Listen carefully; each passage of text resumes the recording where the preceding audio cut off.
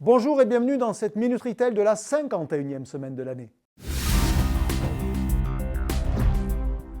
Au sommaire aujourd'hui, le live shopping est-il déjà mort? Souvenez-vous, il y a 2 ou 3 ans, toutes les enseignes ou presque basculaient dans ce nouveau monde qu'elles imaginaient comme un Eldorado de la conso. Il y avait du digital puisque diffusé sur les sites des enseignes. Il y avait aussi de la démonstration puisque le rôle des animateurs était précisément de mettre les produits en situation ou de les déguster comme pour les vins ou les produits de fête. Et puis il y avait aussi de la promo avec les codes promotionnels qui étaient savamment distillés tout au long du live shopping. Mais ça, c'était il y a désormais une éternité. Depuis, le rythme des sessions s'est sacrément ralenti. Allez par exemple faire un tour sur la page Live Shopping d'Auchan. La dernière session date du 4 novembre 2022. Et Auchan n'est qu'un exemple parmi d'autres.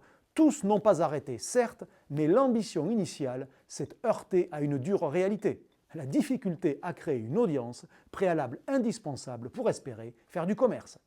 Il faut être sacrément fan d'une enseigne pour accepter de lui accorder jusqu'à 1h30 de son temps et parfois subir des animations aléatoires ou des niveaux de production dignes d'une télé locale.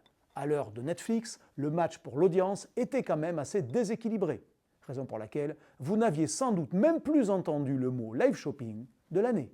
Mais la cause n'est peut-être pas perdue. Aux États-Unis, et c'est à lire dans Vigigrande Conso, le réseau TikTok a hébergé 500 000 sessions de live shopping sur les 20 jours de la campagne Black Friday. Sur la seule journée du 29 novembre, le volume de vente a atteint 100 millions de dollars. Alors pourquoi TikTok réussit-il là où les enseignes patinent?